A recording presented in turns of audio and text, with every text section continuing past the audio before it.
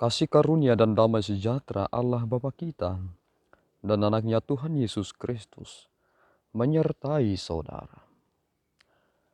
Amin. Shalom, saudara-saudari yang terkasih di dalam nama Tuhan Yesus Kristus. Senang bisa menyapa saudara di tempat saudara berada hari ini. Dalam dimensi yang berbeda tetapi dalam dunia yang sama. Sebagai insan yang diciptakan untuk Tuhan, sebelum kita melakukan rangkaian aktivitas kita pada hari ini, marilah kita mengawalinya dengan mendengarkan firman Tuhan. Shalom, selamat pagi. Pembacaan ayat harian pada pagi hari ini diambil dari Efesus 1 ayatnya ke-9. Sebab ia telah menyatakan rahasia kehendaknya kepada kita sesuai dengan rencana kerelaannya, yaitu rencana kerelaan yang dari semula telah ditetapkannya di dalam Kristus. Amin. Saudara-saudari yang terkasih di dalam nama Tuhan Yesus Kristus, berbicara tentang kerelaan hati, tentu ada satu hal yang harus dikorbankan. Terkadang hak kita, apa yang kita miliki, kita kesampingkan dulu untuk memberikan hal yang lain. Itulah bentuk dari kerelaan. Seharusnya kita tidak punya waktu untuk itu, tetapi kita memberikan hati kita untuk menolong mereka. Kerelaan hati Tuhan yang kita telah terima adalah penebusan dan penyelamatan yang dilakukan oleh Yesus Kristus. Dan ketika kita melihat hal ini, inilah rahasia yang dinyatakan Allah. Allah itu adalah bersifat transenden. Sangat sulit untuk dijangkau karena begitu jauh. Otak manusia tidak akan bisa menjangkau keberadaan Allah dalam kemahakudusannya. Karena keterbatasan kita hanya bisa mengerti akan apa yang boleh kita lihat dan apa yang kita rasakan. Dan apa yang bisa dipikirkan oleh manusia dalam berbagai bentuk yang bisa menjadi objek dalam berbagai penelitian. Tetapi tentang keberadaan dan hakikat Allah tidak akan bisa kita mengerti dalam prinsip kita sendiri. Dan hal ini dikatakan oleh Rasul Paulus sebagai kekayaan yang telah kita terima. Mengapa demikian? Ketika suatu rahasia kita telah ketahui, ini akan menjadi suatu kebahagiaan yang melimpah bagi kita. Ketika seseorang ingin menyelesaikan teka-teki, ada clue yang diberikan untuk menyelesaikan itu.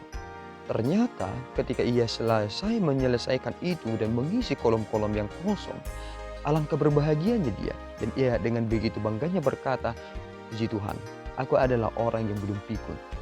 Dan ternyata keselamatan kita juga memiliki rahasia. Rahasia itu terletak pada diri Yesus Kristus. Ketika kita tidak menerima Yesus Kristus, tentu kita tidak menjadi orang yang menjadi begitu penuh kelegaan dalam masa-masa saat ini. Maka kita harus memuji Allah karena kerelaan hatinya lah yang dalam rencana sejak semula yang telah ditetapkannya di dalam Kristus. Perhatikan, sejak semula Allah telah merencanakan bagaimana penebusan itu dinyatakan kepada kita. Berarti tidak ada kekeliruan dalam pernyataan Allah ketika Allah memberikan Yesus Kristus. Dan ini harus menjadi kebahagiaan kita bersama. Mengapa demikian? Karena akan banyak orang yang ingin mengambil kunci rahasia itu dari saudara. Kita perlu memiliki kunci untuk membuka Alkitab ini sehingga kita semakin mengerti apa maksud dari semua pernyataan yang dinyatakan ini. Ternyata kunci dari memahami akan firman ini adalah Yesus Kristus. Mengapa demikian? Karena wahyu yang sempurna yang dinyatakan oleh Allah Bapa adalah Kristus. Sehingga untuk mengenal dan mengerti Allah Bapa adalah lewat Kristus. Untuk mengerti tentang Yesus Kristus adalah dengan Alkitab. Dan untuk mengerti Alkitab adalah dengan tuntunan Roh Kudus. Ini begitu jelas. Sehingga tidak ada orang yang mempergunakan akalnya sendiri untuk mengerti tentang apa yang dinyatakan Allah dalam aspek kerelaan tersebut. Dan kita juga harus mengerti satu hal. Bahwa pertama sekali Allah yang rela untuk datang kepada kita, untuk mengangkat derajat kita. Sehingga ini menjadi tugas kita bersama. Kita juga harus rela dengan segala keterbatasan kita untuk menolong orang yang terbatas. Mengapa demikian? Karena dengan hal yang demikianlah kita akan saling melengkapi. Maka saudaraku, tetaplah berada dalam sukacita itu, bahwa Allah telah rela untuk mendahulukan kasih-Nya lewat anugerah-Nya, sehingga kita menjadi orang-orang yang diselamatkan.